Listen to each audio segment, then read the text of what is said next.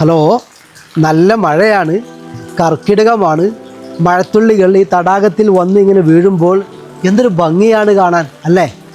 എനിക്ക് ഈ സമയത്ത് ഓർമ്മ വരുന്നത് ഒരു ഉപനിഷത്ത് കഥയാണ്.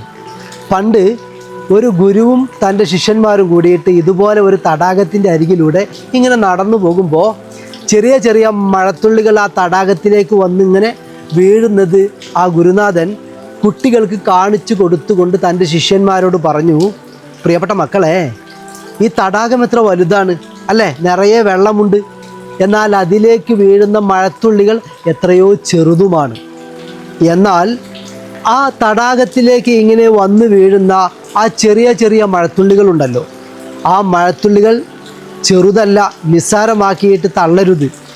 അങ്ങനത്തെ ഒരുപാട് മഴത്തുള്ളികളാണ് ഇത്രയും വലിയ തടാകങ്ങളൊക്കെ ഈ ഭൂമിയിൽ ഉണ്ടാക്കുന്നതും ഉണ്ടാകാൻ കാരണവും എന്ന് പറഞ്ഞുകൊണ്ട് ആ ഗുരുനാഥൻ പറയുകയാണ്, നിങ്ങൾക്ക് എവിടെന്നെങ്കിലും എന്തെങ്കിലുമൊക്കെ ചെറിയ ചെറിയ സംഭവങ്ങൾ കിട്ടിയാൽ അത് ചെറുതല്ലേ എന്ന് കരുതിയിട്ട് നിങ്ങളങ്ങ് എന്ത് ചെയ്യരുത്, അതങ്ങ് വലിച്ചെറിയുകയോ അതല്ലെങ്കിൽ പെട്ടെന്ന് തീർക്കുകയോ ചെയ്യരുത്. അത് സ്വരുക്കൂട്ടി വെക്കണം.